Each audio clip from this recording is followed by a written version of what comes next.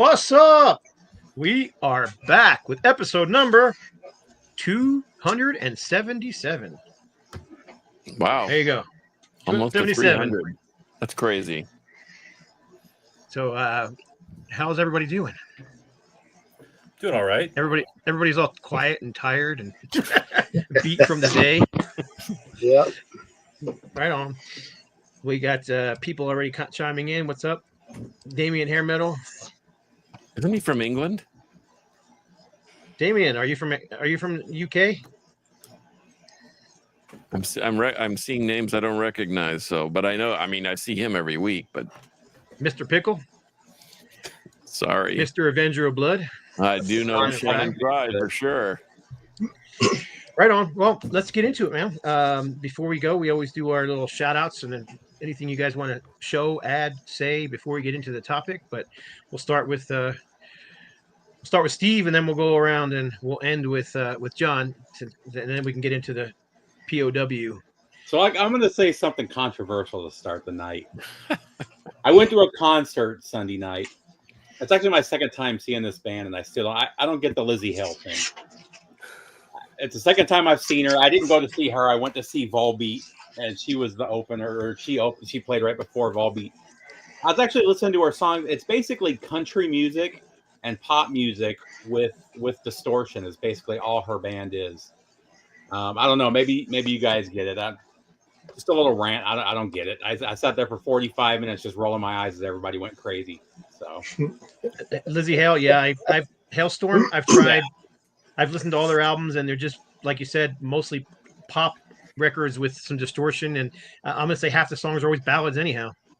Well, in the ballads, if you listen to the lyrics, they're country songs that have a look. They start off slow, it's country, and then halfway through they add a little distortion and pick it up. You know, that was the formula. So I don't know. That's what I got out of my. You had me stop down at I went to see Volbeat. But anyway, I love early Volbeat when they mixed. It was like a mix of rockabilly or psychobilly vocals with heavy metal. And it was completely original. Nobody sounded like that. Their last couple albums, they tried to go more the metal route. I don't like them as much, but I just can't do the vocals with Volbeat. Yeah, I respect the music, but I like the early vocals. Like I said, they have this kind of rockabilly sound to them, to his voice, and he's kind of got away from that, and he's kind of doing like the devil thing now, the devil worshiper type stuff now, and it's just cheesy. So I liked about half the show. I didn't pay for tickets. I got free tickets, and that's the main reason I went. But it's the best price ever. Yeah. Yep. Anyway. Well, I thought Lizzie did a pretty good job singing for Skid Row. She did a couple songs with Skid Row. She did a pretty good job singing for them. Yeah, she's got a great voice. I'm not a fan of her band, really, but I thought she did good with singing the Skid Row songs. Yeah, she's got a great voice, and she's definitely not hard on the eyes. No, no, definitely not. Anyway, I got I ordered this from the Bandcamp, the new Hyrax album. Mm-hmm. Yeah. And I guess Caton takes care of everything because he gave me like all this, like a sticker and like all these little tchotchke things. I thought it was pretty cool. And he gave me all these little, I guess, little flyers. Yeah, that's Caton, all right. Caton does that. Yeah, so I thought that was pretty cool. And right yeah, so it's cool stuff there. This one I thought was cool. Caton always does that kind of stuff. Yeah, that's a great lineup. That's stacked. Yeah, that was cool. Yeah, so that's what I thought. That's pretty cool. I was like, I wasn't expecting all that. That show's coming up too, right? That show you just showed with the Dark Angel. It says North America 2025. Yep. Yeah, this is what 9/5 to 10/16. Yep. Dark Angel. Yep. That's it. I'm thinking about driving to South Carolina to see that show. South Carolina, I think they're going to South Carolina. I'm not familiar with Interceptor or Void. Are you guys? Void, I'm very familiar with. Void. Yeah, love killer Void. thrash band. Great thrash. Yeah. Interceptors from South Carolina, and they're if you like Venom worship, you'll love them. Right there. Oh, cool. Interceptor. You mean this band here? Yeah. I knew you would. They even sort of. Unfortunately, they're not. Violence isn't going to be at the show that I want to go to. Right on. Yeah, I think like Hyrax is on every show, and I think I don't know. There's two of the bands are on every show, and then other bands are switching in and out. Yeah. But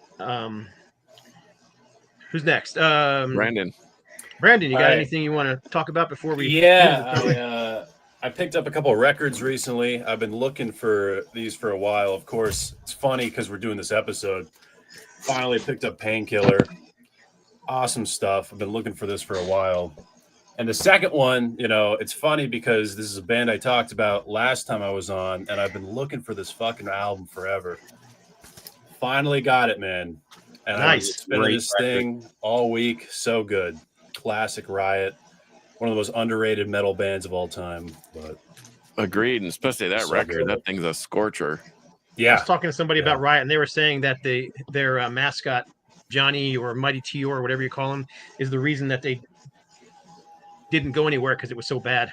Oh, 100%. I mean, we used to buy records in the 80s based on the album cover, and I used to see that and flip right by it. I didn't get into that until years later.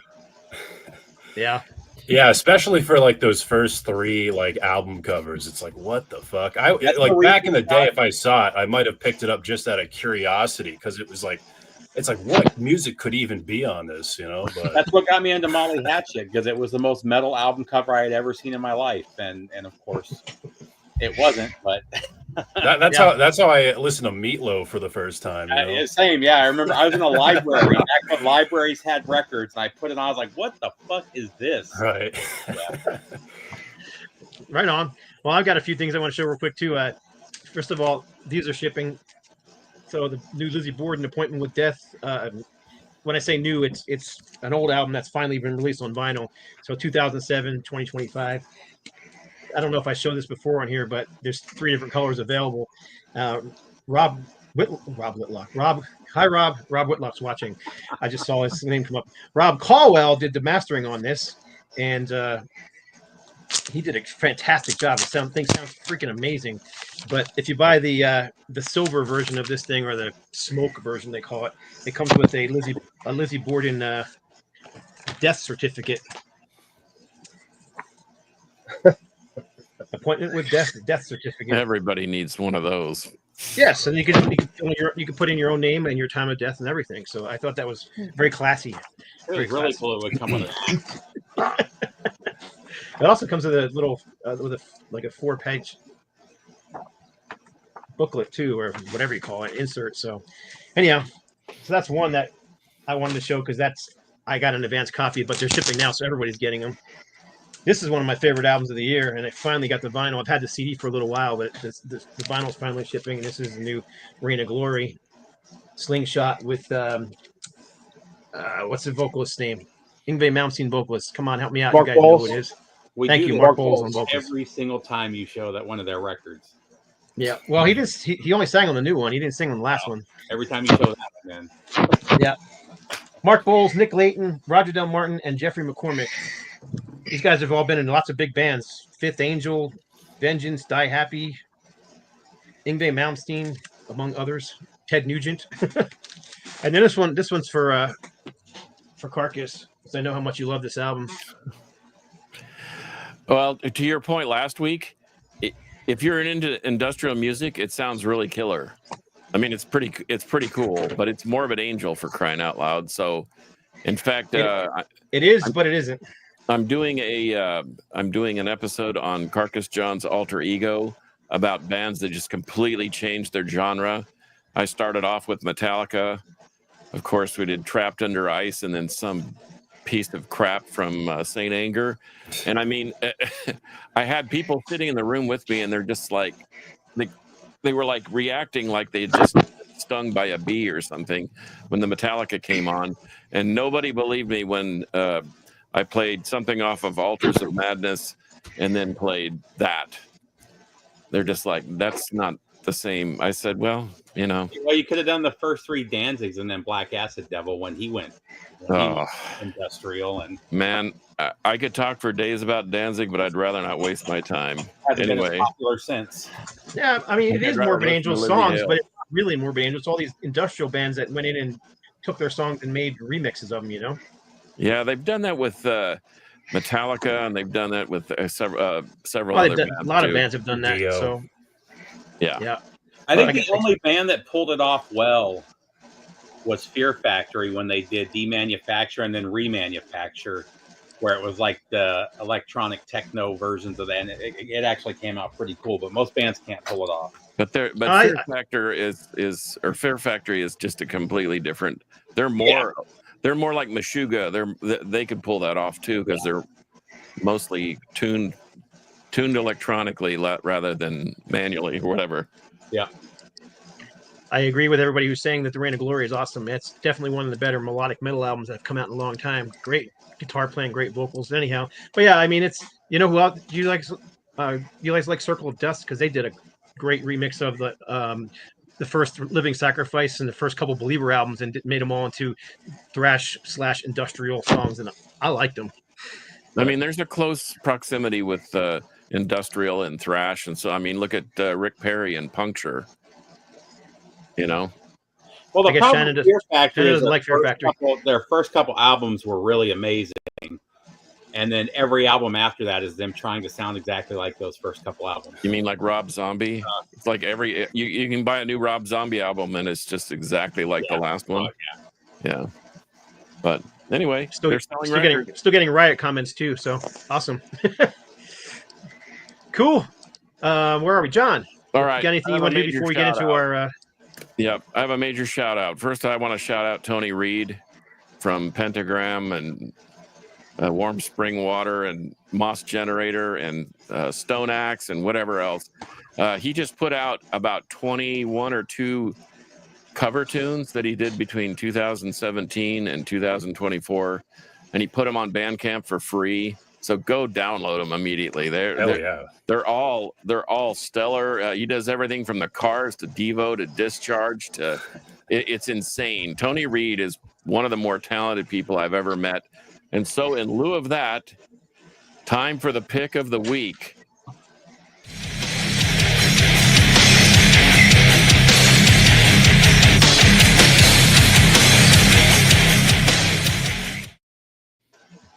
That intro's way too long. I'm just kidding. It's not.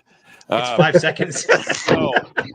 So in lieu of my shout out to Tony Reed, I couldn't decide between these two, but whatever. But everybody needs this in their collection. Moss Generator, Exiles. It's only a few songs. It's leftover songs from the previous record. And then 3 cover tunes. They do Light Up the Sky by Van Halen, Air Dance by Black Sabbath, and Anthem by Rush. And I'm telling you, everybody needs this. And this is not just Tony himself. This is Tony, Scooter, and John O'Garrett, who is an extremely great drummer. And I've been listening to this too, Spontaneous Combustion.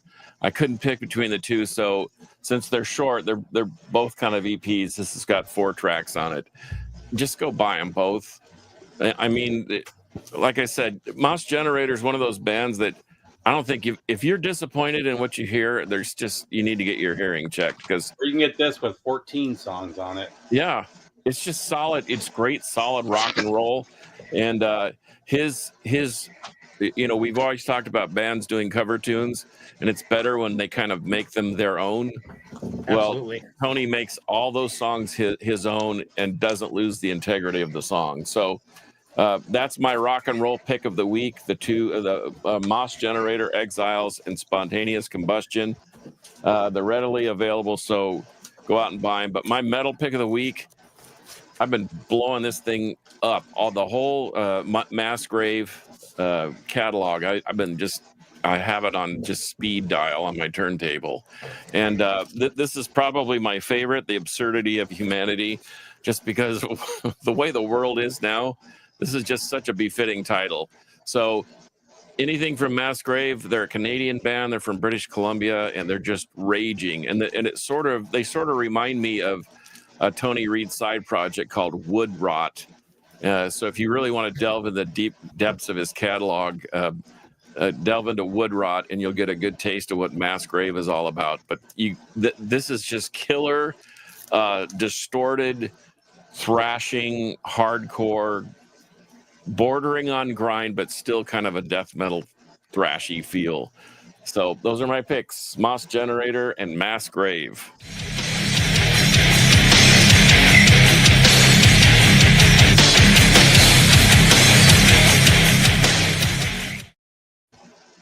Thank you. You're welcome.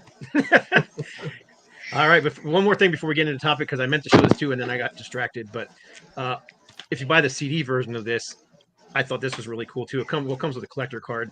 Most of this labeled stuff does, but it also comes with a mini doctor's version? appointment card. Oh, So Dr. L. Borden, and it says underneath of his name, "Welcome to the Kingdom of the Dead." Oh, God. So it's got a little bloody fingerprint on it. The song "Bloody Tears" is on that album. So I'm just gonna And- milk that and- thing forever. and this was 100% Rob Caldwell's idea. So very it's a great album, and the packaging on this thing is amazing. I mean, even the CD, the booklet's like, look how thick that booklet is, man. It's a big old fat thing, like 24 pages or something like that. So anyhow, it also has a bonus track on it that I didn't even know existed. And I've had that album for a decade. So anyhow, all right, let's get into the topic. Why don't George? It was your idea? Why don't you kind of explain the topic? Well, I figured there's a big four of thrash and a Teutonic big four, but I never heard anyone talk. There's a big four of just regular metal, this classic metal, like pre-Metallica. So, I mean, there's a few that are obvious, and then I figured there's three that's obvious, and one that could be any one. So that's kind of why I just thought of the idea that see what everyone would pick for their four favorite or big four of the classic metal. Because it was metal back then, even though people don't believe it was metal in the 70s, but it was metal in the 70s. I think No, he's absolutely going it to was. disagree with you.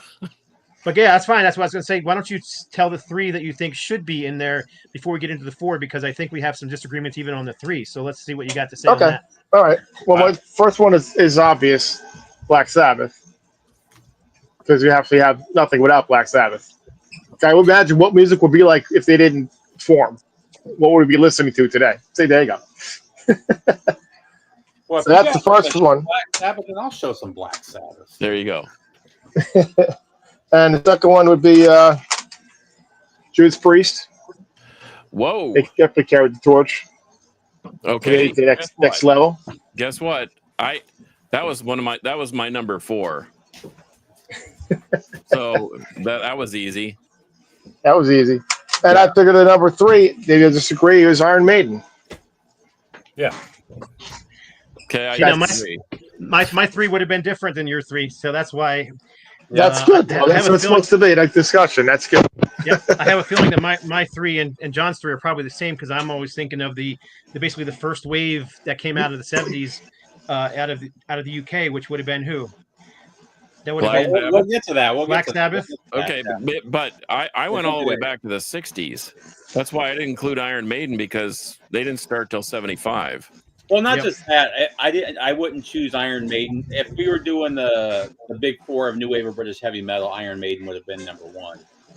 But yeah, again, Iron Maiden, a lot of their sound comes from Judas Priest, the galloping guitars. the dual Well, leads. I would think all the bands I was thinking of are pre-75.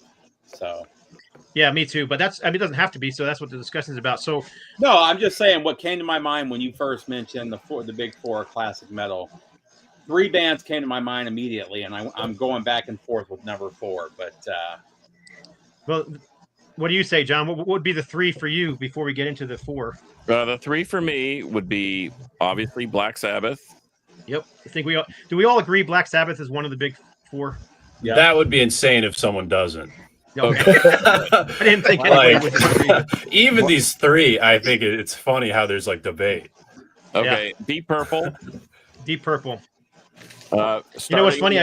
I pulled this record on purpose because this record actually has a description on the back of it, and it says an early heavy metal band descending from the mid '60s, and it goes on to describe how they were the pivotal heavy metal band in the '70s. Amen to that. And then, yes, I think Led Zeppelin deserves to be the third cornerstone, so to speak. But and I had Priest as the 4th one. But I had some alternatives too, because I didn't know if anyone was. I didn't know if someone was going to pull Priest. George pulled it out of the fire. So I got Sabbath, Deep Purple, and Zeppelin. Well, and Priest was pretty heavy in the scene. Like when you read the history of some of those bands, they were pretty well known in the scene going back to '71, when KK restarted the band from the wake of the original Judas Priest that started in '69 or something like that. Mm-hmm.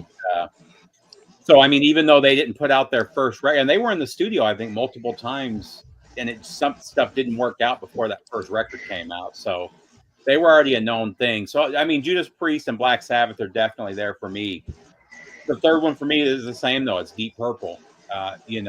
What they did with that third album just took it to another level. And that would be it for me too. That's yeah. I mean, I like I said, my number 4 I have some alternates, and you may want to give it some thought. Are we doing our number 4 too? I'll tell you my number 4. Let's make sure who else. So who? I'm sorry, I'm spacing Brandon. your name. Brandon, thank you. No Sorry. worries. Now, all right. So, Brandon, what do you think for the 3? So Black Sabbath, obviously, I would say Judas Priest, what they did for heavy metal, the status. I also keep in mind like the status this band has in the heavy metal like general scene. For me, number 3 has to be Iron Maiden. Like just such a massive band, such an iconic band, such an influential band, especially for the States, and then getting that whole widespread. For me, we could talk about the big 4 of like proto metal. That's when I would put like Deep Purple in there. I'd put Led Zeppelin in there because they put out the first Led Zeppelin record you can argue is metal, but Zeppelin 3 is like practically an acoustic record. They definitely have heavy elements, but to have them knock off like Iron Maiden Spot and stuff, like we can talk about again like the bands who pretty much made heavy metal and like brought the heaviness to the genre. But I think like when you look at the 70s, that's like the bands I would pull from, like that general decade. And like, it's like Iron Maiden for me, Judas Priest for me, and Sabbath for sure are like the big 3 for like just traditional heavy metal. I don't know if you care, but how old are you? I'm 27. 27. So I wasn't even like alive when. No, it's okay. No, a lot of these bands like retired for the first time. Like. Hey George, and how old are you, George? 54. 54. So I'm 58, and John is more than 58, and Steve is 48. 48. So we've got a pretty good variety of ages here, because I tend to argue the most with people in their 20s and 30s on Facebook about what bands from the 70s were considered metal back then, and how well they're not metal now is pretty much what I get. So and I work at a record store, and I'll argue with my boss because he keeps putting Aerosmith in metal, and I'm like, this isn't a fucking metal band. That's gonna murder you now. yeah. like they're heavy, I'd call them like maybe proto glam, but like to put them in the same bin with Merciful Fate is just fucking insane, I think. Yeah, but in 1977, 78, Aerosmith were one of the heaviest bands going. Sure, like I agree, but it's 2025. Right. My other issue with Iron Maiden too is Iron Maiden's had a huge impact now. Their impact wasn't huge worldwide until their second, going into their third album. That they didn't blow up right away with that first record. In smaller communities they did, but it was really the second record and really the third record when Dickinson joined the band that they became like what they were globally. Whereas when you look at Black Sabbath, Judas Priest, and Deep Purple, the impact they made was, again, you don't have Iron Maiden without those 3 bands. But I will say this: Maiden was more of a rock band those first 2 records until Bruce joined them. And in fact, they were covering Montrose songs So Oh, they were I'm not covering saying- Thin Lizzy, and they were covering all kinds of stuff yeah, like that. and in fact, I'm gonna just go ahead and show a couple of these things because I'm seeing it pop up in the comments.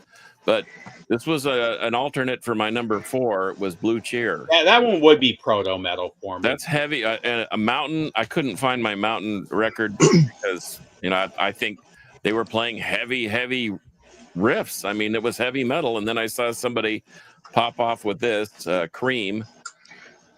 Despite the fact that there you go, George. Like Yeah, I Grand love the Funk heavy is blues. another one too. I mean, those are, and then I'm just gonna go ahead and be controversial and get them all out of the way. How about that guy? There any elements of metal in Jimi Hendrix? For At least sure. the first, Oh, the absolutely. first record. So I mean, Yeah. without these bands, I don't think anybody, there's a good chance that some of the other bands that we've already mentioned after the fact aren't doing something quite as heavy and quite as raucous. And yes, Scott, I just did an episode on the Alter Ego on 128 dB Rock about what my parents thought was heavy metal, and it included Purple and Kiss. In fact, I played Kiss Parasite just for Brandon, and Coliseum and UFO, and they thought all that stuff was heavy metal. Even Aerosmith. I mean, Rocks. That is a heavy record. I mean, it really is. It's fast. It's speedy. It's got good riffing, but it's I've got they were I've got parents. tons of magazines, literally tons of magazines that I could pull out. That like 1978 magazine calling Aerosmith the heavy metal band of the year. Grooves magazine Well, called them the. Jethro Tull beat out Metallica for a metal. Yeah, cover. well, that's that was That's how much credibility that has. Yeah, but that's a bunch of morons that not people that are actually into the music. I had Yeah, that Circus was actually magazine. music I had bands. Circus That was, magazine, Scott. They had Queen, they had Aerosmith, they had Nugent, they had all those bands, and that Mhm. was heavy metal back then. But was it? Well, it's like also if we follow that logic, then like practically like Steppenwolf is the first ever metal band. Yeah, like heavy that's metal where thunder. the genre comes from, like Steppenwolf, the name. all that heavy blues stuff. I mean, I could list dozens of bands from 68 to 72, that were doing the heavy blues thing that metal. I mean, that's what Earth was doing before they became Black Sabbath, and took it up to the next. Well, without Elvis Presley, the blues would have never become acceptable in the white culture. Let's just face it.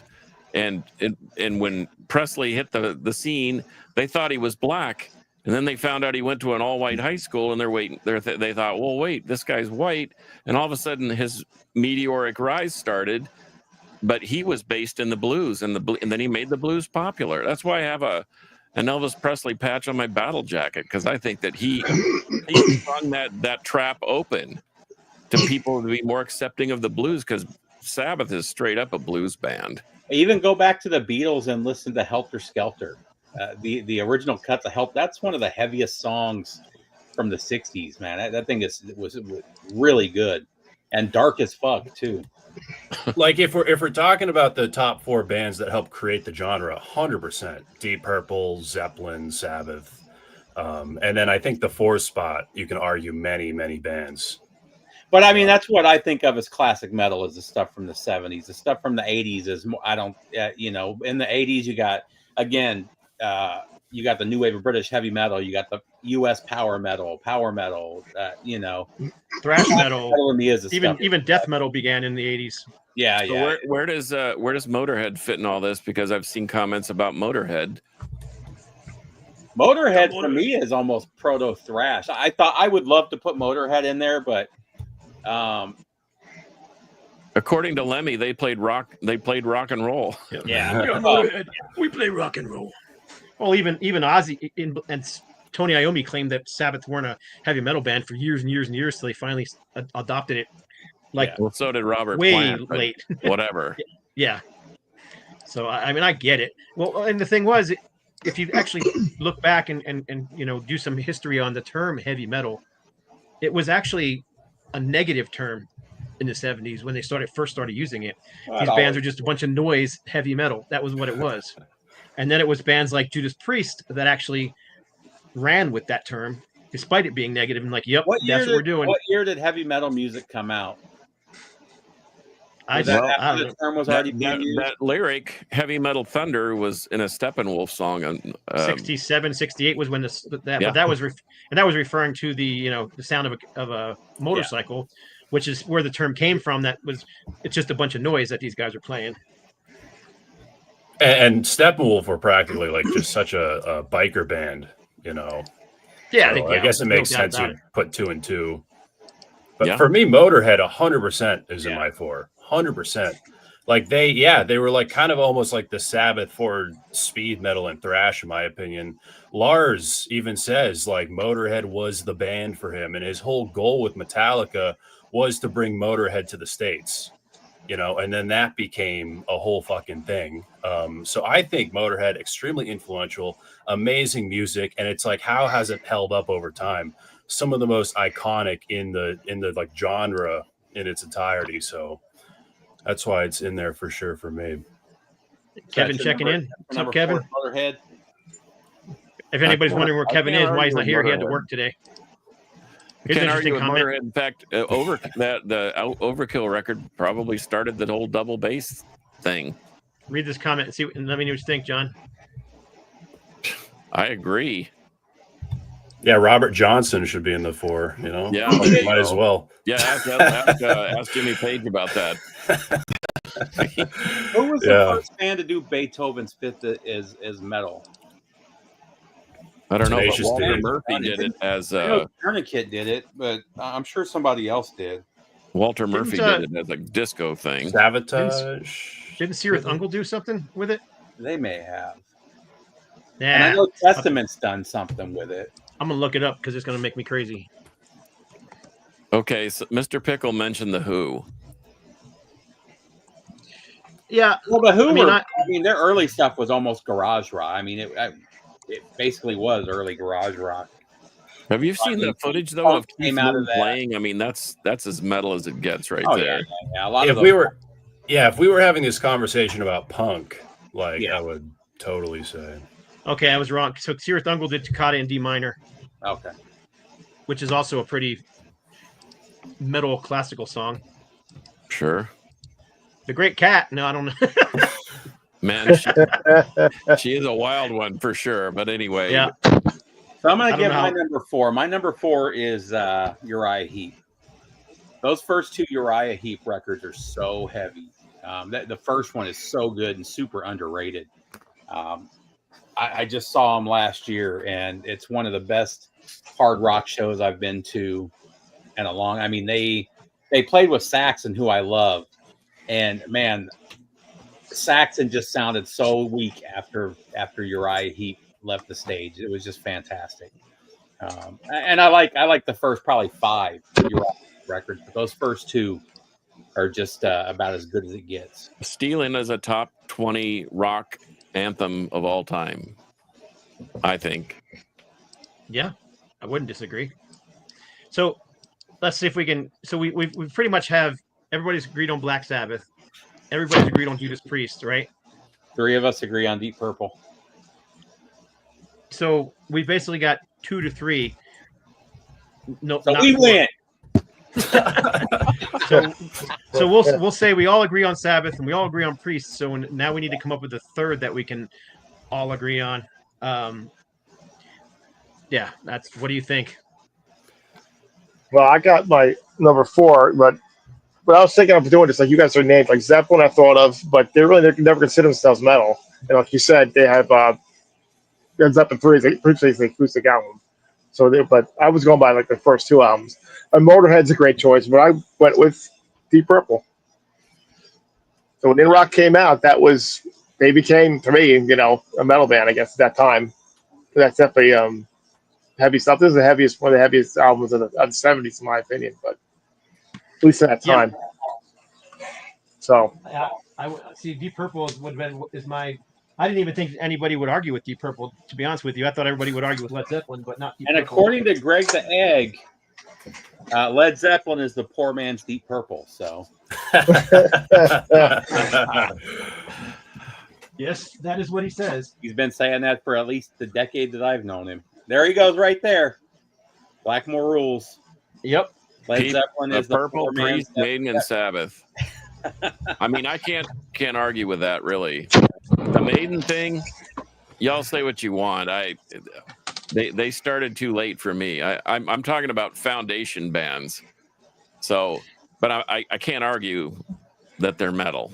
I mean, I'm not going to. I'm not here to fight about it. No, I love. Yeah, I can't argue with that. You know, Like I said, if we they're were totally a if we were foundation. doing new wave of British heavy metal, they would be my number one.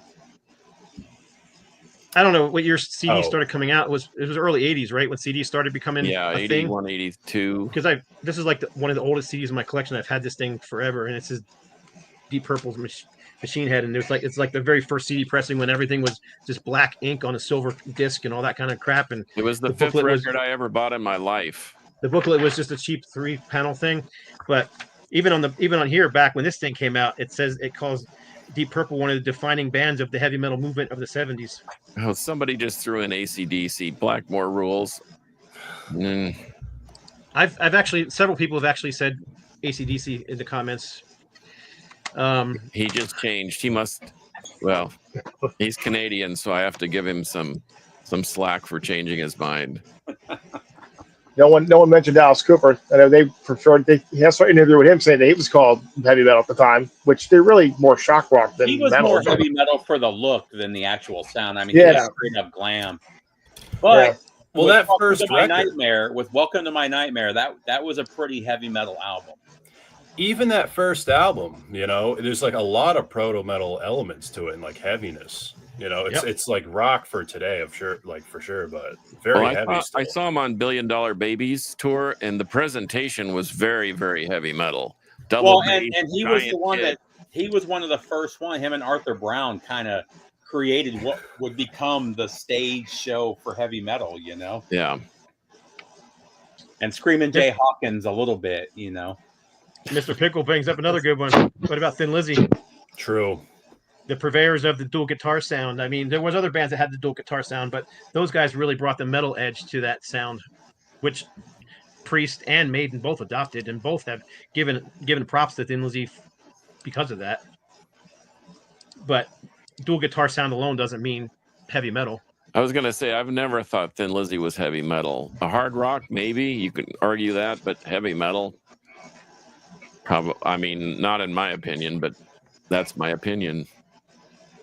And I think a lot of those bands have heavy metal elements in some of their songs, but their whole catalog doesn't really reflect metal. So maybe there are certain eras in the albums or certain songs that sound like Budgie.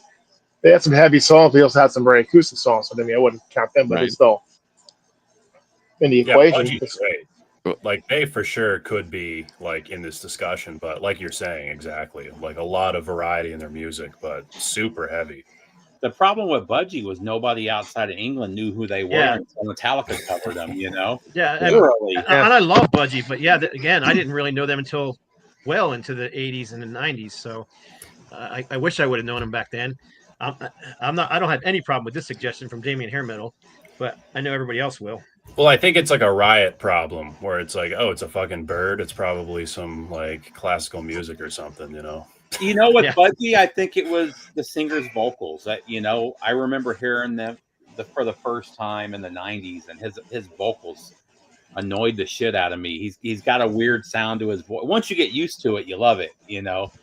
But Geddy Lee, I mean, there's a lot of similarities there. Yeah. And that first Rush album, that's pretty heavy. I just listened to it this week because so was Caress of Steel. Yeah, we went to before they got the replacement drummer. Yeah, we went to karaoke on Friday, and someone played Working Man. They sang Working Man or karaoke to Working Man, and I thought, man, that's pretty heavy. Well, how do you guys feel about King Crimson? You know, there's a lot of prog too. That's like 21st century schizoid, man. Like, I'd say that's pretty heavy. Yeah. That's one of the coolest songs that they ever did. However, the rest of that album sucks. Yeah, you don't like 10 minutes of just bells and whistles. Oh my god! It's got the greatest opening track, one of the greatest opening tracks of music history. There's so many cool versions of that song too, and then the rest of the album just completely puts me to sleep. The title track's pretty good, but it's like, again, it's like a 13-minute You got to be Oh, into even prog. Rainbow. I love Prog rock Rainbow. is something you have to really digest it and listen to it over and over again to really understand it. Kevin Colhase, you ding ding, you get the prize. I was going to bring up Iron Butterfly. Yeah. Again, a super metal song, but when you actually listen to all their records, it was a lot more bluesy than metal. Yeah. I just pulled this one out. What about First Nazareth? Oh That's man, pretty heavy that's blues. really good, and that's really heavy. That's actually, I think, heavier than their next 3 records. Well, this is on a double one. This is There it like is. totally different than their first album. That was pretty. They Weird. got weird really fast. Yes. Nazareth were weird because they put out a heavy album like Razamanaz, and then the very next album would be like acoustic mellow, and then they put out another heavy album. I mean, Yeah. Like this Hair of one the here Dog was- had the most heavy metal cover ever, and yet it really wasn't. I don't know, man. And the Hair of the Well, other the than song, Love Hurts, which was the biggest hit they ever had, the rest of that record's pretty heavy. yeah. Yeah. I mean that's Son of a Bitch is on there, if I'm not mistaken. I mean that's Yeah. the name. That's what the Hair of the Dog means. That's- yeah. Yeah. Right. Someone brought up Def Leppard. Nah. Which were- If we're General? talking British New Wave, you can argue, but Yeah. I mean, and they abandoned it way too quickly. Anyhow, I mean they released two albums and went on a downhill slide after that. Hey, what's up, Eddie? Yeah, How that's about a good one. Witchfinder General? Yeah, Witchfinder. Well, I wouldn't put it on this list, but man, for that early kind of doom heavy metal, man, that Witchfinder, those first 2 Witchfinder Generals are amazing. Had they not had a bunch of mishaps, Pentagram could have been on that list too.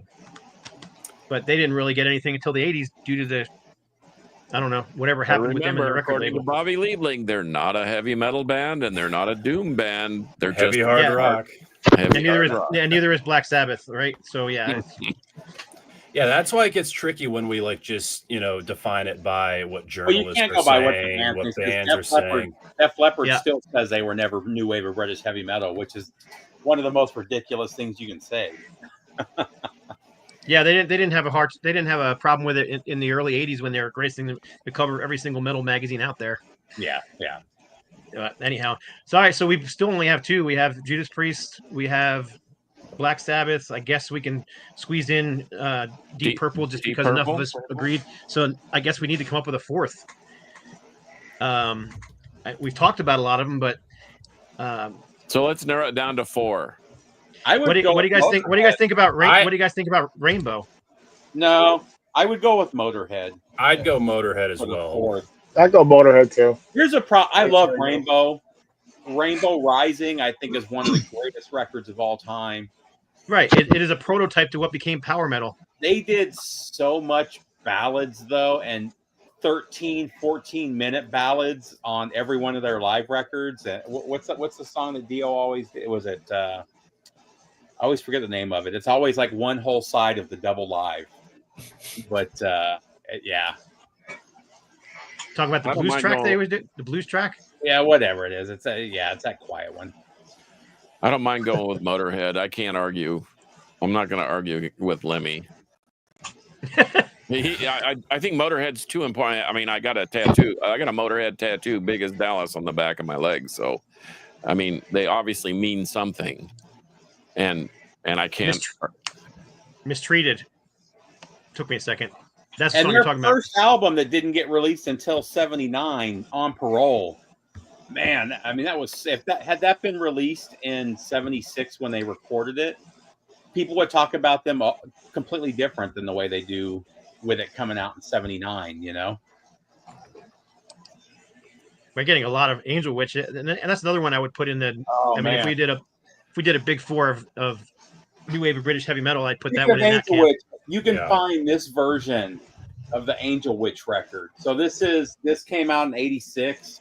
This is Angel Witch, the debut album, but it's also got the Loser EP on here, the 3 songs from that. This with Loser on it is the number 2 new wave of British heavy metal album of all time. Loser is it just blows me away that it didn't make this album initially, but man, so good. And you can find this for like $20. It's not an expensive record. Montrose? We got a suggestion from Montrose from Kevin. Yeah. I think the first Montrose is a 12-star record. Space Station number 5, right? Something like that. Or number 9 or number 5 or Yeah, I think it's number 5. I think it's one of the great songs of the 70s. It's the best that what's his name ever sounded. Help me out. Sammy Hagar. Sammy Hagar Yep. ever sounded. I like the second record too, but that first record's a 12-star. But yeah, I love again, the way we come on the metal. It's all the British blues. I love the way we come on the metal round table and completely forget every lead singer that ever happened. Oh, Who's I that guy do it all the time. You get on from camera and you get stupid. It's just That the way guy it for is. Judas Priest. Who is that? Yeah. Short hair, beard, rides a motorcycle. No, Al Mr. Atkins. Owens. yeah, Ripper Owens. I don't know those first two Montrose. I mean, Paper Money is still good too. They still Yeah, I love had it, and then I think when Hagar left, I don't know. I don't know that I could include them, but I'm still in the Motorhead camp. Although I still think Tell you that what, one. Damien, that first Elf album cover is one of the most metal album covers of the 70s. But they were, again, it was that heavy British blues. Kiss. Eh. I'm talking about the cornerstone of your heavy metal palace. They were definitely one of the most influential bands coming out of the 70s. They definitely influenced the look, the sound, and the stage show. The stage show for sure. And they took what Alice Cooper did with a little bit of makeup and took it to the next level. And then the entire 80s was built with bands trying to replicate that with the different variations of makeup. So, yeah, I mean, definitely. And actually their first record, other than, if you have the original version of the first record, there's not a bad track on there. So, and that's still some of the best stuff they ever wrote was the songs from the first record. Well, on the second one too, like I'm Going Blind and stuff, so heavy and doomy. The whole album was that- doomy. The production of album's that album pretty- made it pretty sound heavy and doomy. It's just Agreed. it's just very very raw recording with very biting guitar sound, which is I agree. But You just described heavy metal, sir. yeah, Well, also, of course, you have like I'm not sure how you guys feel about like Sir Lord Baltimore, Dust. You know, Oh, we all love those bands. Yeah. That Yeah. first Sir Lord Baltimore is amazing. Both the Dust albums are amazing. But see, Those when are you Well, the get, guy from Dust went on to produce the Kiss records, wasn't it? One of the guys from Dust. Yes, Yeah, I thought so. she was. but you're talking about proto metal now. Right, but that I feel like even like Deep Purple, you can argue is Sure. proto metal. yeah, and a lot of people will argue with us until they're blue in the face that Deep Purple are not a heavy metal band. Maybe even the band would do it. I don't know, but Well, Let me- Zeppelin said we're not metal. Tony Iommi said Sabbath isn't metal. They all said they're not metal. It's Well, because somebody said though when they were calling them metal in 72, 73, it wasn't. They were insulting them. It wasn't. well, that's the reason why they didn't like the monikers because Well, it was that's an what I'm insult. saying. That's why they didn't want to be called that. Yeah. right. And not only that, they didn't want to be trapped into having. They couldn't do a blues song. They couldn't do an acoustic song. Yeah, that's why it was like you had to do a heavy song if you're a heavy metal band. Yeah, Here, I found this. Tell check that to this out. Blood Incantation that you This- can't this do is anything outside your genre. Well, it also Heavy metal. yeah. Heavy metal is stacks of speakers and high voltage amps, deep, thunderous, surging sounds from the bass, screaming lead guitars emitting doomsday warnings, pumped up percussions, instruments, and minds being demolished on stage. There is no subtlety in heavy metal. It's the hardest of hard rock with electric shock treatments and a vibrating air churning right before your eyes. That's a definition from 1978 out of You sound like my dad. That's I just read a definition out of that's out of exactly out of what I a heard magazine from from '78. And that article is about Aerosmith. Oh, shit. I've changed my mind. What's interesting about the early metal too, and the proto metal, is it wasn't the guitar or the vocals that made it sound metal. It was the bass.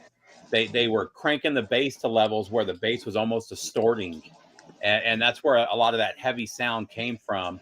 And everybody was overdriving the guitar. I mean, people forget they didn't have distortion yet back then. They were just overdriving the guitars, and they cranked up the bass to give it a heavier sound. And that's kind of what the early Black Sabbath stuff is. It's just really good overdrive and that the crazy bass lines that were almost distorted. He was basically overdriving the bass too to get that heavy sound. See, I always thought the heaviness of Sabbath was in Tony Iommi's guitar tone, and I guess that they were down tuned, right? He had to be down tuned because he wouldn't be able to actually push the frets down. Yeah, because the first two albums I think were just straight up E tuning. Yeah, the first two records he didn't down tune. He didn't do it till like the third record. But they still had these crappy equipment that gave him this really raw, heavy sound. Whereas Led Zeppelin's sound heaviness definitely came not from the guitars, but from the bass and drums. Because John Bonham was a freaking go back crazy. Go back and listen to those and really listen to Bill Ward. I mean, he was playing crazy bass lines. He was distorting the bass. It's really good. Yeah, I remember the acid rock term back in the day too. And it's funny what they were doing with amps. I was, they would have these cheap amps that they bought for nothing that had problems with them, and they would keep using them, and they wouldn't get them fixed because they were afraid it was going to mess with their sound.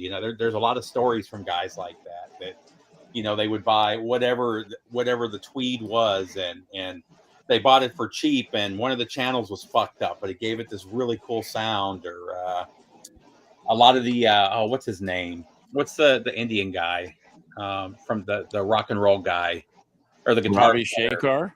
No, not that Indian. American Indian. Rick Medlock? No, Rick Medlock from the Blackfoot? No, from the late 50s, early 60s. The Django, what's his name? Played guitar. Yeah, I'm not sure. I don't know. He's not a lead singer. We can't forget his name. He was a singer later on. He couldn't. Oh, well, that's why we're forgetting. That explains it.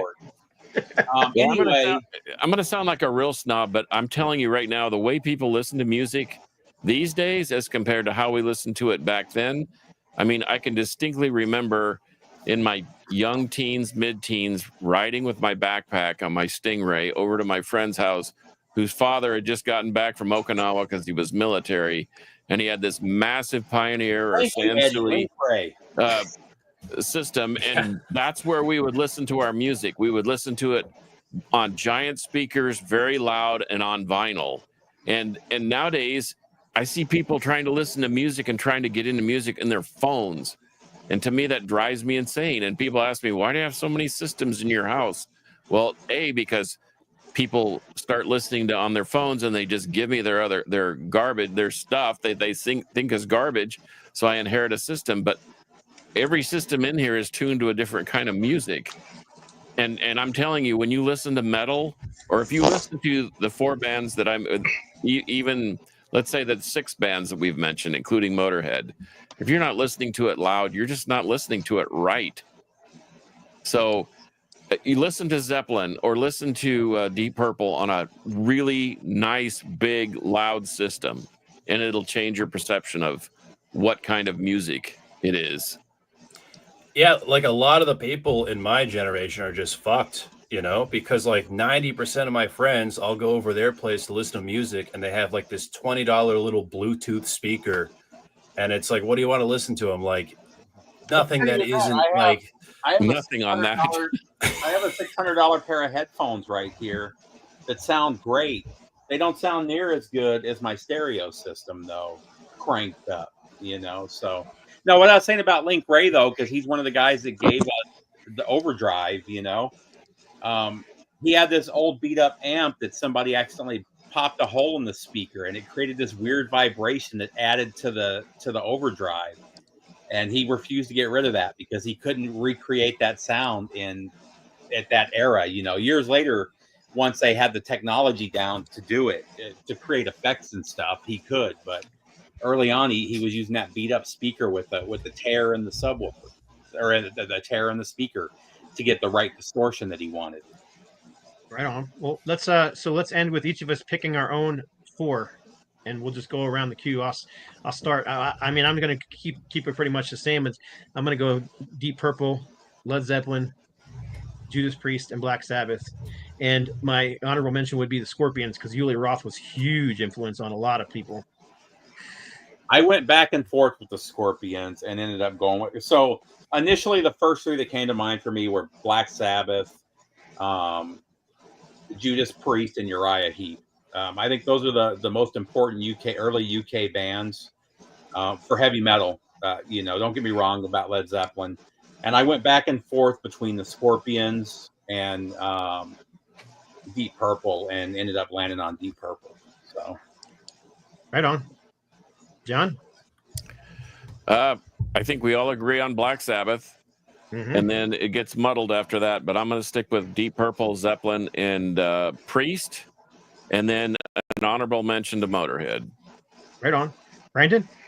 Yeah, so I pretty much agree with everyone's picks, but for me, it's like, of course, Sabbath, Judas Priest. I'm going to say Iron Maiden because of how influential they are and just amazing songwriting from them, and just one of the greats. And Motorhead for practically, carrying the torch for speed metal. Yep.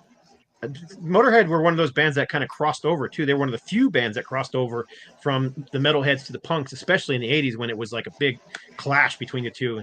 And Motorhead was one that pulled all that together. Great Agreed. stuff. Uh-oh, Steve's quiet. Did you get muted, Sorry. Steve? So metal artists, and especially in the 80s, were very tribal. The thrash guys didn't like the glam. The glam didn't like Motorhead was the one band that if you were into thrash, death metal, it didn't matter. Everybody liked Motorhead. So, yep. Last word to you. This was your topic, George. So I'm still going with what I said, Sabbath, Priest, Purple, and Maiden. But and a nod to Motorhead. They could have substituted Maiden, I guess. Because they did start the whole. I guess it's good because they started thrash metal in their way. Definitely were faster and heavier than anyone else at the time. Damien Hair Metal said Lynyrd Skynyrd. I don't know if you're joking or not. I thought it was funny. But They certainly had the Iron Maiden guitar set up before Iron Maiden, that's for sure. I have a magazine with an article and they're interviewing Dave Flubeck from Molly Hatchet, and they were asking him, "What is Molly Hatchet? Are you a Southern rock band?" And he comes back and he says, "Molly Hatchet is a mixture of Southern rock, Lynyrd Skynyrd style Southern rock, and heavy metal." they were also doing triple and quadruple guitars on stage. Yeah, they were. Okay, I have one more question to ask as we depart our rabid listening audience here, but I'm surprised nobody even glanced at Van Halen. I know the reason they kind of resurrected metal, helped resurrect metal in the late 70s and into the early 80s. That's for sure. Because metal was, even Black Sabbath were kind of petering off and dying in popularity. Kiss was the same way. They couldn't fill a stadium anymore. A lot of those bands were dying. And the Aerosmith, too, they were, all deep in drugs and falling apart and doing silly stuff like the Sgt. Pepper's soundtrack, that kind of thing. And people get mad at me when I say this, though.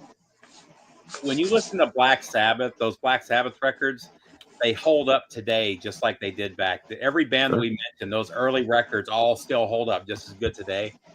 I love Van Halen, but after that first record, the second, third record, the fifth, they sound very 80s compared to these other bands. Don't get me wrong, I love the first Van Halen record is one of my all-time favorites.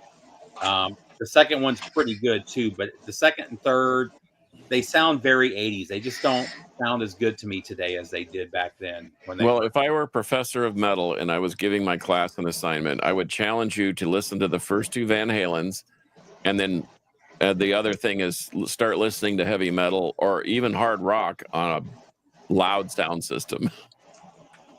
And if you can do the Van Halen thing on a loud, like I've been working over at Henry's Jam Space, Pentagram, Moth Generator, Blood of the Sun, blah, blah, blah, name a band, and Henry's played in them.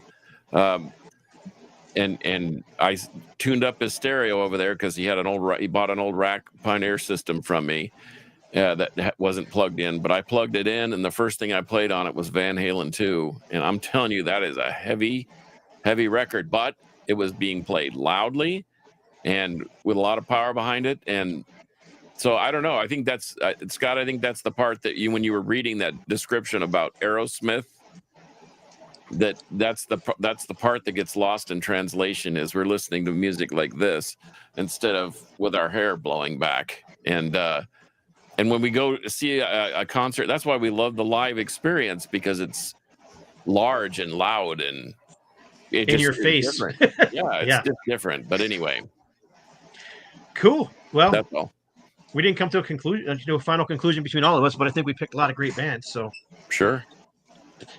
awesome. So anyhow, I appreciate our guests coming on. George, for coming up with the topic. Brandon, you're always welcome. Appreciate you having on. I like because you have I know it's weird to say you're young, but you are younger than us, and so we get a different perspective from you, which I really dig. So, but I get also reminded every time I put my opinion on YouTube, but yeah. Welcome It's to like, that you don't know world. shit, you weren't there in 78 in the pit, it's whatever. But it's fun. I like it. It changes my mind on a lot of things too, because I'm still like taking in a lot of this information. It's so hard to be into metal nowadays because there's so much fucking music to listen to. It's not like you got to like kind of witness it start and like take it in as it kept going. Now it's like, where do you even begin? But yeah, it's a lot of fun talking about this stuff. And not just that, people that, especially if you're younger, you don't realize how fast it changed. Every year there was a new style of metal coming out in the 80s, and creating different branches. It was, the 80s was a cool time to be into metal. Like, I know this band never got brought up, but Metallica, a lot of people my age will say the Black Album like changed their life, and that was their like intro to it. And it's still metal. It's still a metal record. It's like, unfortunately did some damage to the genre, I believe. But like the commercial element, like the radio play of that album got, like metal was like, massive when that record dropped. So yeah, that was a huge album. That thing sold 10 million copies or something crazy like that. It's the 15. best-selling metal album of all time, and it still sells. But it didn't have the savagery of the first three, that's for sure. not even close. Yeah. What was the big song? What was the big hit on that album? The big song was Enter Sandman. right. That's it. I don't care what anybody says. That's a heavy riff. Yeah, My Friend of Misery is a great track off that, of Wolf and Man. Like, there's some good shit on that, but I'm gonna listen to Ride or Kill 'Em All any day, like before that one. I love Kill 'Em All because it's just so raw, and it's got this youthful energy that, after once you hit a certain age, I mean, come on, you guys are in your 50s and 60s now. You're not going to put out Kill 'Em All. When you were that's such a teenage record, and it had such a teenage angst, one of the things I loved about it. Same thing with, I know not everybody's a fan of them, but the first Vengeance Rising Human Sacrifice album, same thing. It's just so raw and ridiculously heavy for its time. But that Sodom album is one of the rawest things I've ever heard, and it's one of my all-time favorites. Well, right on. Well, hey, Brandon, where can people find you if they're looking for you? Yeah, so I host this podcast called Disturbing the Priest. Check it out. It's on YouTube, Spotify, everywhere. I'm also a comedian. I do stand-up. You can follow me on Instagram at Brandon Baddick, Battick. Thank you. Right on. And George, where can everybody find you at? George G's Room of Rock, and also on GTR Rock Run with Ron Haggerty and Tim. And you just released the video like in the last few days, correct? For GTR Rock Run, or on your own your channel. Yeah, I did I did a challenge, 10 metal albums to scream metal. Yeah, because I saw it come up. I haven't watched it yet, but it came up my feed, so that's why I thought about it. But I'll check it out. Steve, where can we find you at? Harmless Rebel on YouTube. Harmless_Rebel on Instagram if you want to see all my concert videos. That's pretty much it. John. On Instagram at Carcass John Art or on 128 DB Rock. Download the free app and you have access to a lot of cool content, including my 2 shows, The Crypt, which is heavy, even heavier than Uriah Heep, and then the Alter Ego, where I just delve into all sorts of, because I like to listen to other stuff besides just the heavy stuff. So check it out, 128 DB Rock. Matter of fact, we just had a we just had this group talk about doing a show in the near future about favorite albums that have nothing to do with hard rock or heavy metal. So I think that'll be a fun one to do. Osric Tentacles. So yeah, of course. All right. Anyhow, you can find me on Instagram at No Life to Metal, or you can find me on YouTube and Scott Waters and No Life to Metal. You can find me on Facebook. I'm everywhere. Just look under No Life to Metal, all one word. You'll find me somewhere. So that's it. So you guys know how we end it. And appreciate everybody coming. I appreciate our guests. Appreciate y'all watching. We had a lot of people commenting. I really tried hard to keep up with all the comments, and I think I kept up with them for the most part. Mr. Pickle is laughing. He thinks that's funny. Here's a comment I missed, but I don't know what that applies to. So That was in Sammy Kerr from the Trick or Treat movie. the Trick or Treat movie. Yeah. Oh, Where yeah. all Okay. The preacher, and was it Gene Simmons was the something DJ. Yeah, Yeah, he was the DJ. Yeah, I I remember have that that. I movie have a right soundtrack. here. Brandon is shaking his head. He's like, I haven't seen that movie. No. I haven't seen that movie in decades, but I And a have the great soundtrack. metal soundtrack. There you go. He still hasn't gotten over Phantom in the Park. Oh, Still swimming in that one. I remember when I they gotta watch that. used to play that on regular TV once a year. Phantom of the Park, man. If you get a chance to watch it, see if you can. They put it out again. Kiss put it out again as part of one of those 3 DVD packages, and they put out the European pressing, which is really cool because it had songs from the solo albums mixed in with it. With Kisstory, it's one of the Kisstory packages. Yeah, it's one of the Kisstory Yeah. ones, and yeah. And it had other. It's actually it's actually a better edit of the film than the other one, which isn't saying much. Yeah, No, yeah. it's still terrible, but it's better. It's less terrible. How about that? It's comical. It's campy, but I kind of like it. But I also like Sgt. Pepper's the Oh, that Peter was a Frampton. horrible movie. You just like it because Aerosmith's in it. No, I don't know. It's one of those things you grow up with it, and I just like it. I literally listened to the entire album today. So If it's better than Give My Regards to Broad Street, I'll check it out. I definitely wouldn't recommend the Sgt. Pepper's movie. It's pretty. I mean, it's way corny, but Aren't the Bee Peter Gees Fran- in it? it's mostly the Yeah. Bee Gees and Peter Frampton. They are the that's what I Sgt. thought. Pepper's band, That's what I but thought. they're not playing. It's not disco. They're playing Beatles tracks, and it's all rock. Yeah. But Alice Cooper's in it, and Steve Martin's in it, and of course Aerosmith. And Aerosmith gets into a fight and beats up Peter Frampton. So that movie actually destroyed the record company that put that album out. Destroyed it. They were a huge company, and then it just destroyed them. But any case, which is weird because Come Together was actually a huge hit, and it's still played on the radio these days. Yep. But anyhow, all right, enough of that. We could talk forever. All right, you guys know how we end the show. It's always the same. Ready? Metal. Will. Prevail. And this is where I leave you all hanging, and you can make silly faces and all that kind of fun stuff. So.